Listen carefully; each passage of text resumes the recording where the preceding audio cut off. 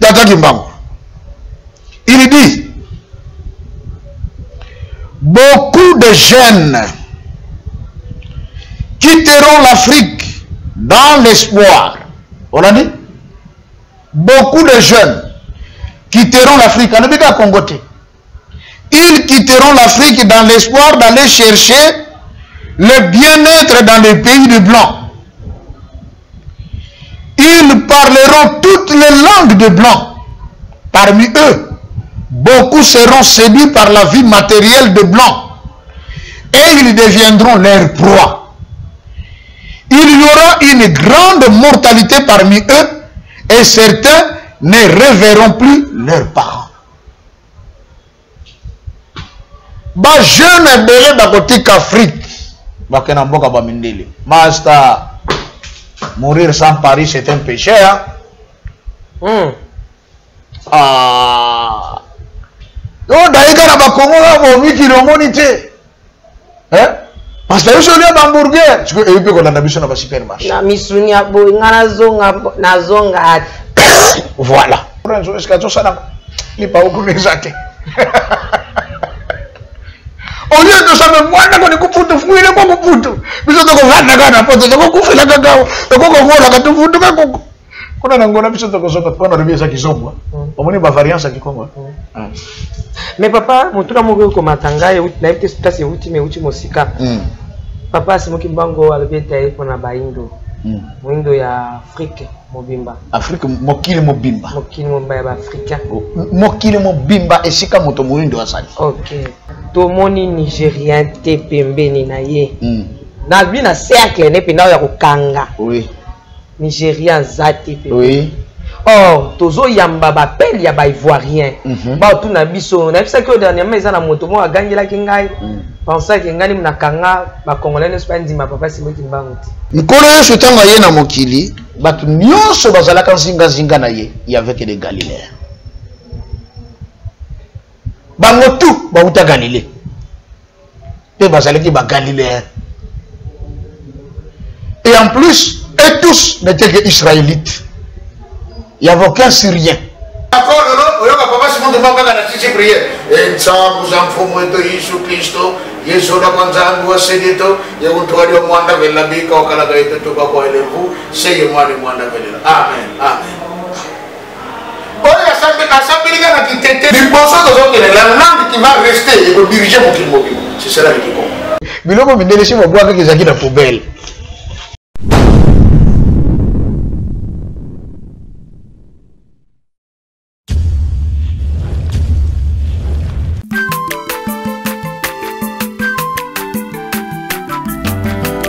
Mwana moto te po akosangai abongwa ni pete po awangata Nzambe ya le Nazarien, le Nazarien, le Nazarien, le Nazarien.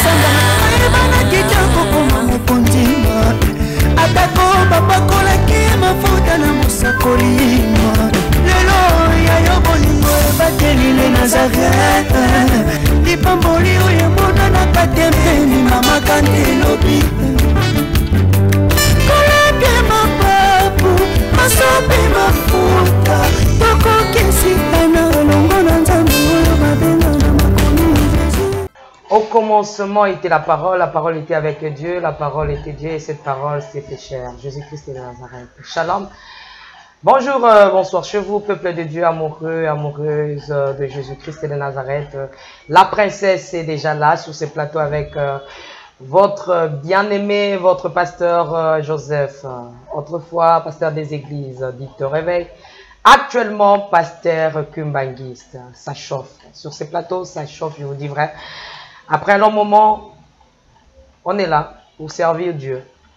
Mais avant toute chose, j'aimerais rendre grâce à Dieu pour son amour immense dans ma vie et pour la protection divine dans ta vie, aussi dans ma vie bien sûr, dans la vie de tout un chacun. Vous savez, la Bible nous dit, c'est la bénédiction de l'Éternel qui enrichit et cette bénédiction ne fait suivre d'aucun chagrin. Laissez-moi danser, laissez-moi louer l'Éternel car il siège au milieu de louanges et de l'adoration. Régie par la main de Alain Kiakala et Jiramopoa, que le Seigneur vous bénisse. Hervé Amon. Alléluia. Qui sera contre nous. Merci le roi de rois.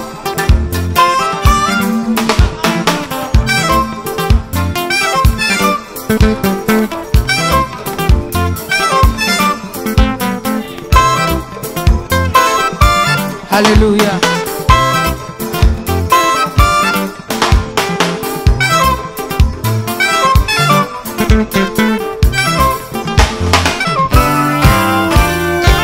Tombola maboko na yo likolo.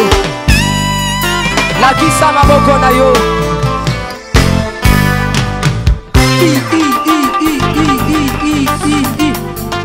Sakat.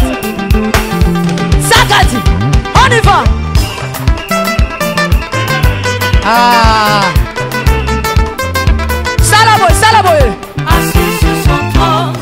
Salaboye. On y va. Assis sur son trône. Encore, encore, encore. Ah, ah, ah. Afandi na ngwende na ye. Yesu azaya kofanda. On y va. Assis sur son trône. Afandi, afandi, afandi, afandi. Assis sur son trône. Fandi saye, fandi saye, fandi saye. Nazo mono te tika Yesu afandi. Afandi, afandi, afandi, afandi. Merci Jésus. Merci Jésus. Afandi, afandi. Salaboye. Salaboye. Salaboye. Gatela Yesu le sako. On y va. Gatela. Gatela. Gatela. Gatela. Gatela. Gatela. Kaka. Kaka. Yambalo ya taba ministre bakokata. Nazolo bakatela yelo sako. Katela yelo sako. Katela. Katela. Katela. Nazo monote. Nazo monote. Nazo monote. Nazo monote. Salangobo. Dosé. Tolobi à tout. Yoka. Merci. Tolobi boye. Yambaloyo. Ataba ministre bakokata. Ataba généraux bakosala nini? Ataba ministre bakosala nini? Ataba président. On y va. Katela yetoke. On y va. Bakonti. Bozong c'est la mission cours à civisme à l'école. Allons là. Et tu vas là-dedans? Yo je me bana ba kombe mpoli.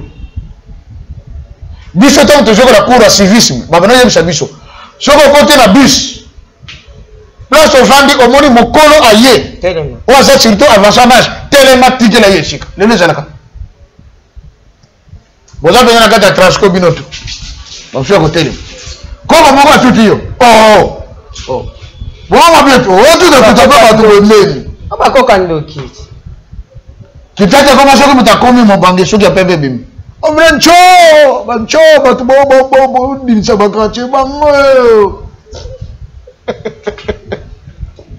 Akitata vieillir est synonyme de sorcellerie. Tout ça vous doit les mauvais enseignements des églises. Attention koko bozana kanena ndako. Njoka to bozana mama Tiffany. La majorité des cas, comme mon mouton, nous mettons comme vraiment bangé, c'est qu'à t'embrasser dans ça. Bateau va se sous la pamba comme la pamba bakufa kavant. Bateau va l'énergie vie pas si pamba bakufa kavant. Mais mouton ça la discipline na vie. À ce temps on a principe en zam à vivre kadon. Kimoyi bikini désordre. Et la Bible me dit dans Proverbe que les cheveux blancs sont une couronne. Couronne n'a pas fait ça on a nan. Mouton longi. Yo longi Pas joli déjà wana. Ewe nga ku tuna bota maka nango. Le temps suki nga bota na enfant na enfance wana na zali Na kusuka pembe bo. Oui. Na bota na kodi nango depuis mon enfance na zaka nango. Peut-être la bosse to na peut-être non c'est comme pembe. Ba peut-être mais ko maka. Comment? Les gens s'étonnent. Tu la zaka na première na suki nga pembe na moto. On dit comment le fait que ça quoi kala ozo kosa biso. Bon peut-être na éviter. Tata Kimbangu. Il dit beaucoup de jeunes quitteront l'Afrique dans l'espoir. On a dit beaucoup de jeunes quitteront l'Afrique. On a dit qu'à Congoté. Ils quitteront l'Afrique dans l'espoir d'aller chercher le bien-être dans les pays de blancs. Ils parleront toutes les langues de blancs. Parmi eux, beaucoup seront séduits par la vie matérielle de blancs et ils deviendront leur proie. Il y aura une grande mortalité parmi eux et certains ne reverront plus leurs parents. Ba jeune belé bakoti qu'Afrique bakena mboka ba mindele. Master, mourir sans Paris c'est un péché hein? Ah. Donc d'ailleurs na ba Congo ba mi kilomoni te. Hein? Parce que je suis hamburger, parce que et puis qu'on a biso na ba supermarché. Na misunya bo ngana zonga voilà. Est-ce que bino na Congo bwana misunya bo? Oh, wana sona chatala kafumba lipa. Ya lipa. Abosani que Matthieu 4:4 le l'homme ne vivra pas seulement de pain, mais de toute parole qui sortent de la bouche de Dieu. Mamé, oh, président Amina Lobio, oh, tout ça, Mamboka Tango, Mambourger, est-ce que vous êtes là? Oh, Mova, le baron qui sont Bautango, la base de Bali. Kaja, et Wambanga di Pawao, Koko Chet, Dinako, Kadinanga Koko. Adi Mbanga di Padiani, Monoya Dimpa. Bazaba, comédie, Mamali.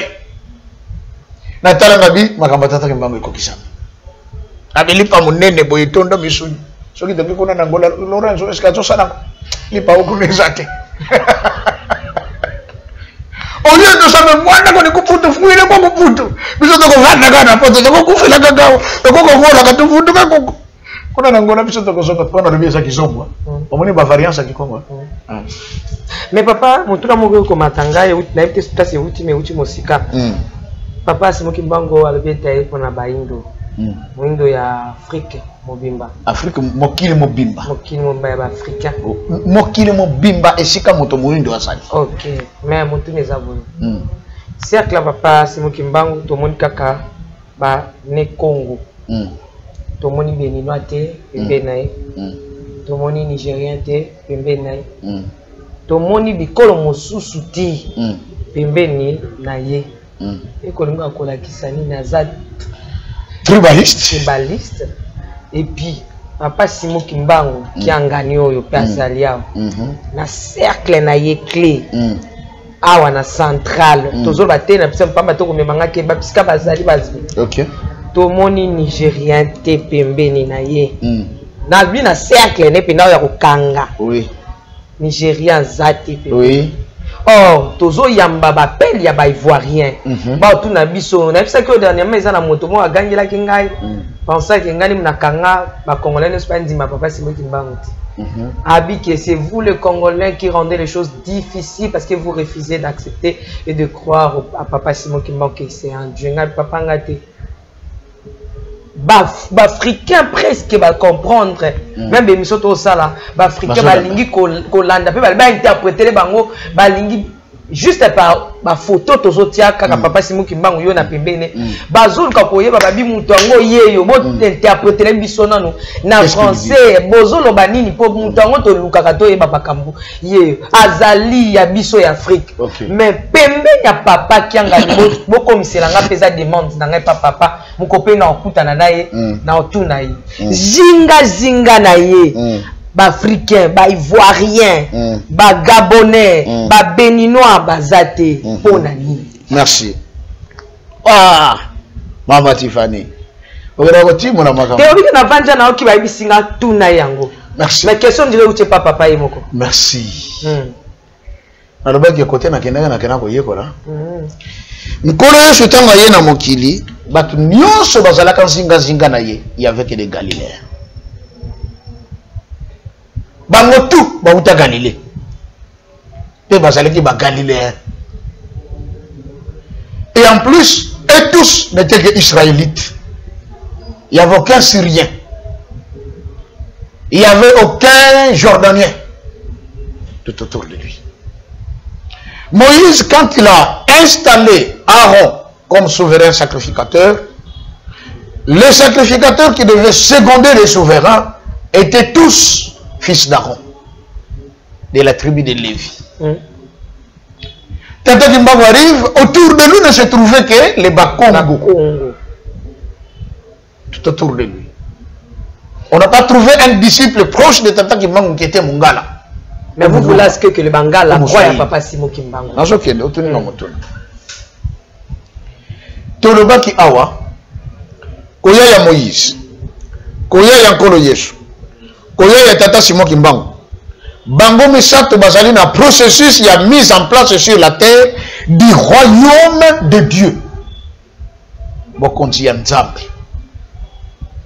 Et ce royaume de Dieu qu'ils veulent instaurer est accompagné d'un côté qu'on appelle le sacerdoce. Ok? Sacerdoce, c'est le bagarangon de Konangamoko. Kosa Sabanyama. Pambate, bato bazali kosala la sacerdoce, bango kosala bayanganango. Obe kosasaka obe banyama. Ajunya basasi sasi, ati wana netubero. Pe atumbi mili debate pa inanzam. Jakomba pa yambi. Et il avait totalement raison. Parce que c'était ça les sacerdoces. Ok. Et puis, on a misuni, les sacrificateurs. Nous, on a pensé par hasard, on a pas on a qui pas ngote. Misuni tous les jours, les années. Tata Kimbangu, Moïse, Nkolo Yesu, bateau bazalaka nzinga na bango. Et ça que bateau il y a cercle ya bango. Parce que d'abord, ils ont les kambo ya bokonzi ya royauté. Dans le système, vous allez commencer à... C'est d'abord un royaume. Vous ne trouverez pas dans un royaume un étranger dans le cercle du roi. Vous êtes d'accord avec moi? Papa. Papa. Bako soit étranger, bataille pour avoir la successeur de roi. T'as le temps de me en Égypte. Toi, maintenant, toi, tu as ma belle. Tu as ma belle. Ok, le colo. Oui. Tu comme dans le ciel. Bazo décrit sur trône. Même hier sur le je suis rentré à la droite du Père. Ok. Tata, moi, moi, au centre. On dit bavani na trône. Na trône. Trône ya bango. Mais zinga la bango. Ils ont banzambe te. Ils ont angélite. Le 24 veillards. Ils ont veillards te. Le 24 veillards. Ils ont 4 êtres vivants. Les 4 êtres vieillards. Bangelou, nde basali cercle ba ko zinga. Mais attends qu'on va dans la kitite. Mais zinga nzambe pas sangisi. Ba ikolo mususu ba vieillard. Ba vieillard na bikolo na ba banani. Et banti. Ba 24. La révélation que j'ai reçue de la part de Dieu, les 24 veillards sont les représentants des nations devant Dieu. Les nations. Et nous ba ke bikolo nyonso. OK. À 5 bangwa. OK. Ba 24 vivants. OK. Eza banani. Les 4 êtres vivants. Les 4 êtres vivants. Ah, moi na mon tatouanga mutuna oyasa moi si c'est une petite fille de 14 ans.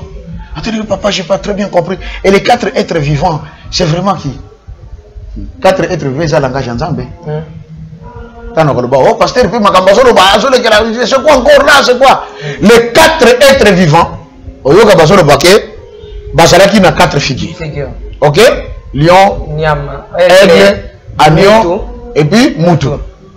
Mais les 4 êtres vivants en soi, ils ont une représentation en Zambéka Yemoko. Mais, la figure, il y a 4 personnalités. Ainsi, tant que les 4 personnalités aussi, voilà les 4 êtres vivants. Simon Kimbangu, qui sont lesquels? Dialungana, Diangenda continue. Voilà les 4 êtres vivants. Ah, pardon, ok, Zambe na trône na ye. Ok.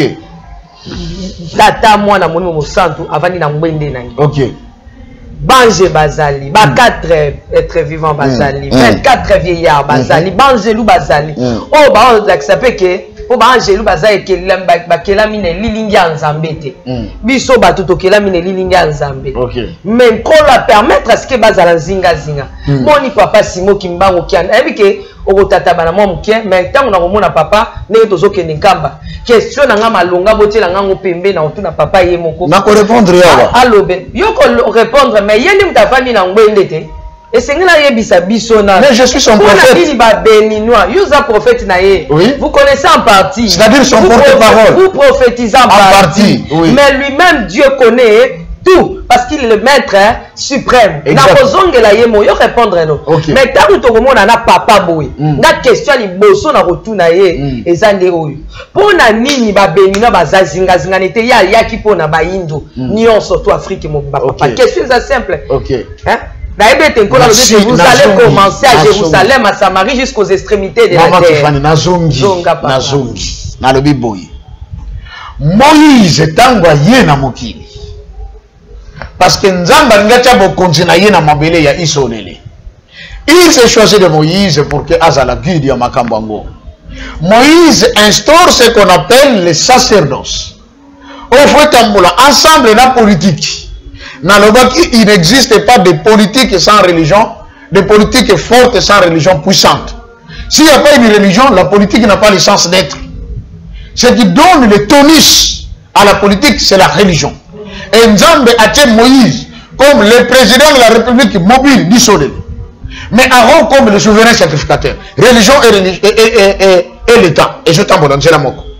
Mais tant que une religion, c'est que Moïse qui est le souverain sacrificateur, bateau bazan zinga zinga na ferme restreint. Cercle restreint, il y a Moïse, ce sont ses enfants. Bamoussous Obaye Bokota comme sacrificateur, principe, tu ne dois être que de la tribu de Lévi. Si tu n'es pas de la tribu de Lévi, tu ne peux pas être sacrificateur. C'est la vérité. Voilà pourquoi Ouza Mokona Simbaki Abongisango, comme il n'était pas de la tribu de Lévi, à Betamaki. Ce qu'on va passer à Koufa, sur place. On connaît ce temps où aïe. Bagrek peut passer à Israël, non. Baromain peut passer à il y a un ce fana s'appelle Moko et Baromain. À ce Moko et Bagrek, à qui à côté. Mais les Israélites et en plus les Galiléens, il y a contre Naïe. À Tchéba. Moïse, quand il était roi, pardon, David, quand il était roi, son chef d'état-major général, son nom, Joab. Joab, son chef d'état-major général. Les ministres de David sont ses fils. Barnaï. Un tel homme dans la fonction Barabi, il était le cousin de David. Il était ceci de David. Et tout ce principe-là existe. Maman, donc il y a aussi David. Tata a dit ce Fati a vu beaucoup. Et bien là, ma conseil, Bazar, il y a pas de Bakasari. Bazar, il est. C'est quoi ton son? Tata qui m'a allié. Bah, autre temps, les apôtres, ma papa Finangani, ma papa Finangani, ma papa Émile Zola, ma maman Mikal, ma maman Thérèse Nkonga et tout ça. La majorité, c'était des bacons. C'est un principe sacerdotal. Oyo toko changer tes principes Nzambe Yemoko à Tchanisika. Aujourd'hui, Tata Simon Kimbango est arrivé. Je vous dis maintenant, il vient établir un autre ordre. Mais c'est ça parce que... Okay. Un autre ordre. Pourquoi? Ce qu'on connaît dans Gambalero. Au Kokuta, Papa Simon Kimbango est là. Ceux qui sont ses conseillers, ce sont des frères et sœurs consanguins. Mais on va faire Kambalingomba. Celui qui est aujourd'hui au niveau du département de l'évangélisation mondiale, c'était Moko.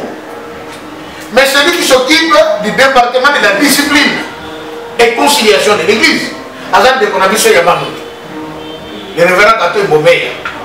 Azam Moko et Bambouta, et il est premier suppléant. Donc, après Papa Simon qui m'a dit qu'il est conseiller Bango dans l'Iboma. Si vous arrivez en Kamba, au bout de Tata Moko, vous avez la soirée spirituelle, Azam deuxième suppléant, Azam Mungala, ma bête à Kikongo zone du matin. Tant que Papa Simon qui m'a dit la femme de la Kawana, qui m'a dit Moye, Oye. Donc, voilà, vous allez dans Titsa, vous avez bien vu son piango de Bossade. Bateau Bazan Zinga Zinga, il n'y a pas que des Bakongo. Vous y trouverez le révérend Chimanga, Moulouba. okuta tata mosusu kuna mutendela soka yalobi papa était bondela oyo banasoka na nyo makololo alobi nini maintenant mabete ya nyo makololo oyoka papa simon demba kaka na sisi priere nsambu za mfumu wetu Yesu Kristo Yesu na kwanza ndu wasedeto yekuntuwali wa mwanda vela bika wakalaga yetu tuba kwa elevu seye mwani mwanda vela amen amen oyo asambelika na kitetela mena suka tata mbango clôture la prière ayebi peke ndenga zawara asasubishe komito na kana clôture soko tena ngamba oyoka mtu msusu tuombe kwa jina la Baba la Mwana la Roho Mtakatifu. Baba Roho Mtakatifu, Baba si Mungu maganda, tunakufurahi sana kwa mambo yote ulifanya kwetu kuanza siku ya leo. Sasa tunafika hapa, tulikuwa ndio kufanya yote kwa kazi yako katika jina la Baba Roho Mtakatifu. Wewe changu za mfumo wetu Yesu Kristo. Mungu tulebo premier suppléant. Papa Simon qui manque ngani akena banza sanda je crois en 2003 à la Bible. Soki batuni bino banzansanga alobi nini boloba na bango ke tata Simon Kimbangu kiangai nzambe molimo mosantu aye mpona kokokisa bilaka bilaka aye kokokisa bami bilaka je ferai de vous un royaume et des sacrificateurs pour Dieu notre Père. La preuve il n'y a pas que les Bakongo qui sont tombés. Mais papa, tu as un akobana kakawana, tout le monde, tu n'as pas battu cette cambo et soit à binope bakimbaniste. Au lobby en tout au long il y a émission, on a des bins, on a la journée, on a mon probété. Bandi makamo prophète à Moindo, et pas Baindo Bango mon côté. Tout le monde est comme là, on dit Manaï, prophète à Mondé qui a dit Manaï, papa Simon Kimbangu, on dit Manaï, dit Maké, et Mondé le mot a bien Zanzambé, qui a dit papa Simon Kimbangu à Zanzambé. Bon année, les babines comme nous sommes bandaka mabé, soukalango et soukapa mabé. Donc vaut mieux la fin d'une chose que son commencement. Mon tout dans l'anglais et papa. Les lobbies vous en possédé bon dimissa, topé papa c'est bon dimissa, c'est ça votre objectif aussi. Vitaminer ça que bah yindo nous surtout et qu'au kango la masoki de comprendre que papa c'est là pour l'endroit que papa c'est mon maman azanza mais n'est beaucoup là. Mais pour monter que départ déjà Zalaki mabé départ na bino déjà topé départ il y a papa Simon qui va mouiller moko déjà bali 5 makambo mabé. Pardon. OK. T'as posé mon tour. Tango yé la Bible nous dit la nature doit vous enseigner. Tozwa oyomoko pesi exemple il y a pas politicien. N'a pas pesi exemple à politicien IDPS. IDPS c'est à partir où le lot moni baluba baende belé.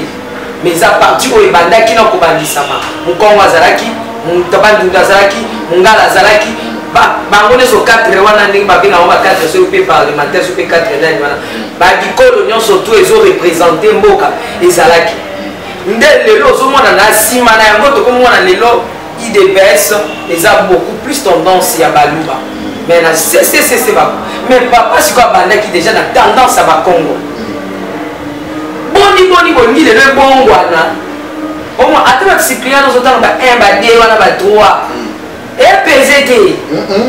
Tiens papa. C'est vous qui le dites. Yo moko uchi koloba ite ata baza kuna zo beta kikongo makasi donc pour ça là il faut beta comme moi kikongo. Non, c'est parce que on s'est déguisé. Je vous ai dit que le Kikongo c'est la langue de Dieu.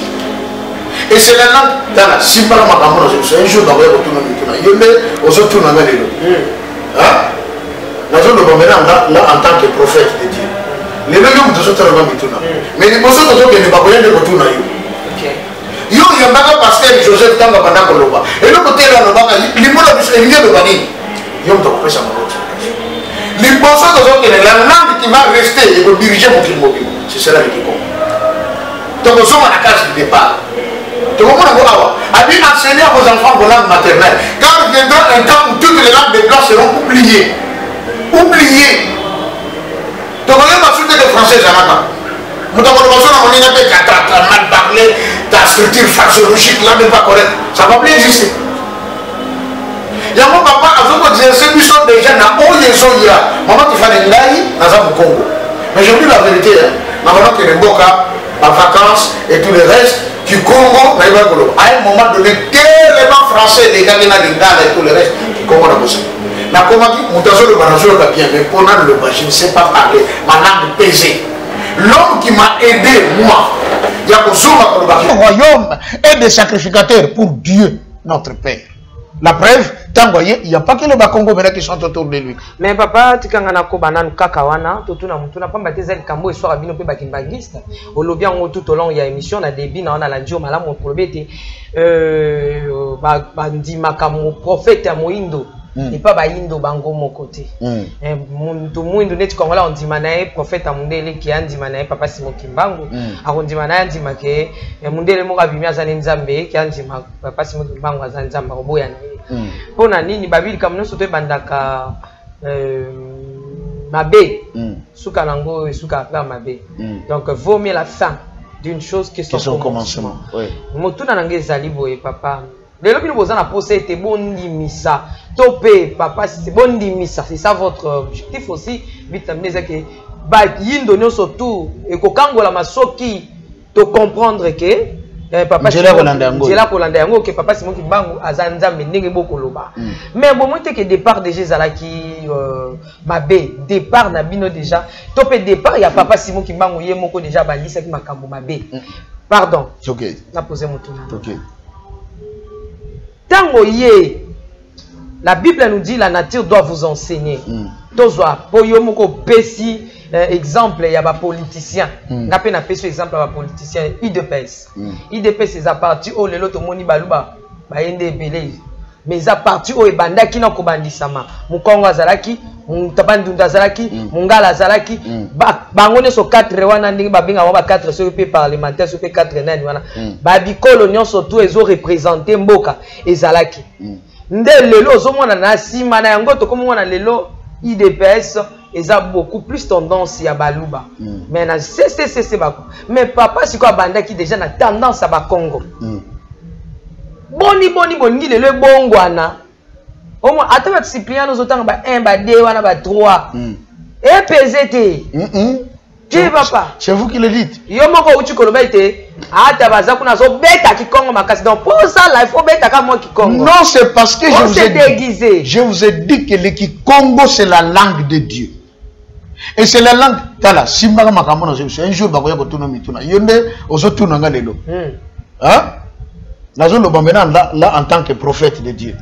Les loyaux me sont en mituna. Mais les bossos sont qui ne bagoyant de kotuna yo. Ok. Yo yambaga pasteur Joseph Tanga Bandako Loba. Et le côté là Lobaga, l'imola Michel Lobanin. Yo me t'accopé sa mango explication. Les bossos sont qui la langue qui va rester et que diriger mon kilmobima. Ce sera le Kikongo. Donc on sort à la case du départ. Tout le monde a dit enseignez à vos enfants vos langues maternelles. Car viendra un temps où toutes les langues des blancs seront oubliées. Oublié. Tu connais ma suite de français à la cas. Tu as mal parlé, ta structure phraseologique là n'est pas correcte. Ça ne va plus exister. Yango papa a exercé déjà na oyesoya. Maman tu fais ngai na za Congo. Mais je vous dis la vérité hein. Na bano ke mboka, ma vacances et tout le reste qui Congo na ba koloba. À un moment donné tellement français les gars qui na lingala et tout le reste qui Congo na bossa. Na komaki mutasolo banazo ka bien mais pona loba je ne sais pas parler ma langue pesée. L'homme qui m'a aidé moi ya ko zonga ko loba ki Congo. Lui-même papa c'est moi qui m'en tiens. Parce que tant on va donc dans kamba sikoyo.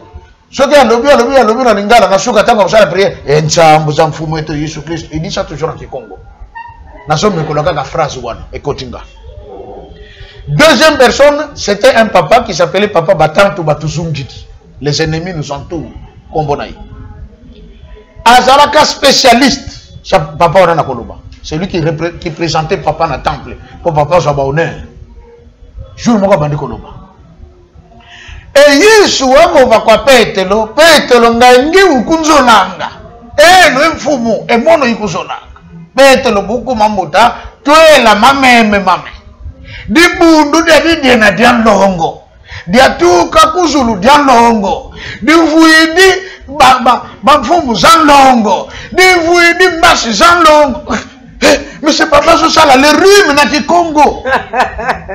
Alors j'étais tellement flatté dans lui, mais il parlait tellement bien. Na bando me kolaye. Kaka à force ya ko me kolaye, ma langue se délecte. Na zongi ko ba ki Congo. Aujourd'hui, je me sens à l'aise quand je prie à Congo quand on y va là. C'est ça la vérité. Donc, dire que au Batouana, non, c'est déjà un départ. Il y a une maman qui est aux côtés de papa. Aujourd'hui, elle est rentrée en Angola. Papa peut revoir ça. Limisa. Cette maman est rentrée en Angola. Elle est angolaise, cabidaise. Maman d'Acosta. Premier jour, on a commencé dans Kamba. Maman, tu sais que maman a abondé. Au nom du Père, du Fils, du Espírito Santo. Papa, c'est moi qui m'a gagné, ça me j'écris, pas besoin de ton nom. Au Canada, attends, j'écris. Eh? Happy birthday, portugais. Non, que je ne sais pas. Eh, ça, vous en foutez, je suis ah bon? Papa, je suis portugais bien bon. Donc, pour dire, il y a ce mélange-là. Parce qu'aujourd'hui, ce n'est plus les Isolélé, mais nous sommes les Wabasolélé. Il nous a choisis. Il a fait de nous un royaume de sacrificateurs. Quand vous dites, oh, tout le monde est nigérian, oh, tout le monde est ghanéen, parce que aujourd'hui, l'information commence à leur parvenir. On a vu la présence du docteur Ake à Outi Côte d'Ivoire. Il est venu parler de Simon Kimbangu à Kinshasa. Et ce qui m'a fait mal, c'est un Ivoirien qui vient prêcher Simon Kimbangu au pasteur des églises de réveil de Kinshasa. C'est une honte. C'est une honte. C'était à eux d'aller prêcher Simon Kimbangu aux Ivoiriens. Mais pas qu'un Ivoirien doit quitter là-bas pour venir parler de Simon Kimbangu. C'est comme un Romain qui quitte Rome, qui vient parler de Jésus-Christ aux enfants d'Israël en terre d'Israël. C'est ça la vérité. Mais tu as dit et il y en a aussi qui posaient des questions. Alors que Aben Konga a dit que quelle est la personne qui va diriger le 21e siècle? Conférence au Kenya, il y a Sambo. Ah non, c'est le pape. Non, non, non. Ah non, c'est les États-Unis. Non, non, non. Un vieux prêtre blanc. Abimé, c'est Simon Kimbangu. Ah, Simon Kimbangu. Il est du Congo. Qui est congolais? Qui est zaïrois? Abimé Kongo tombe le Parlez-nous un peu de Simon Kimbangu. En tout cas, je ne connais pas grand-chose de cet homme. Oh, Babando Hololaye na salle.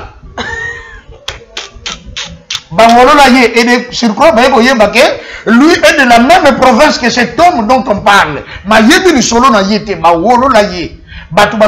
Les premières informations de Simon Kimbangu, ce sont les filles de la famille de Monsieur Albert, les Belges. Oh, il y a soit comme Abélé, oh, Batimolaka tombe, il y a Tata Kimbangu.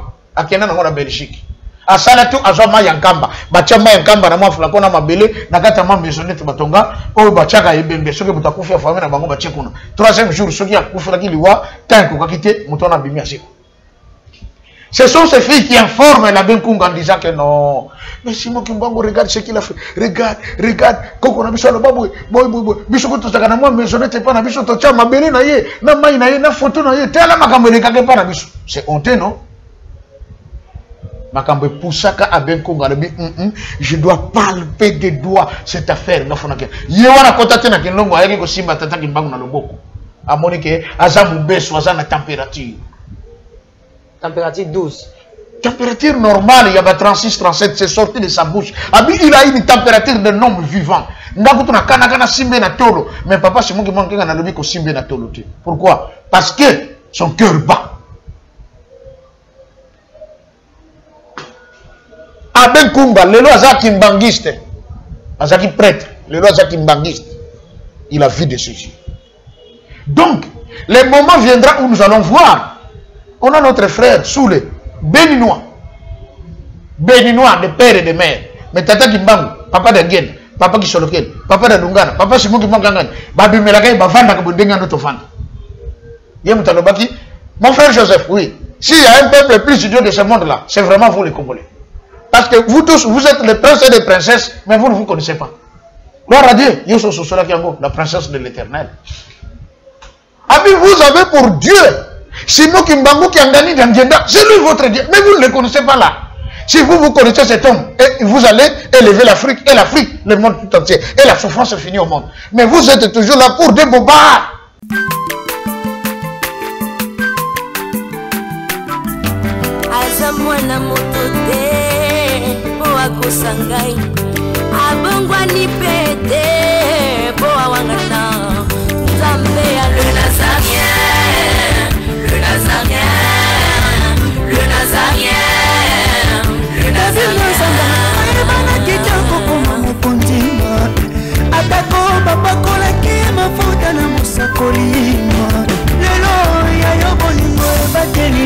Nazareth lipamboli oyo monanaka tempeni mama kandelobi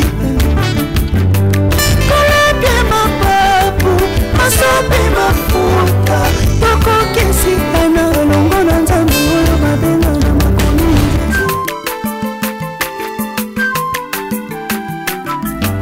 aza mwana moto te po akosa ngai abongwani pete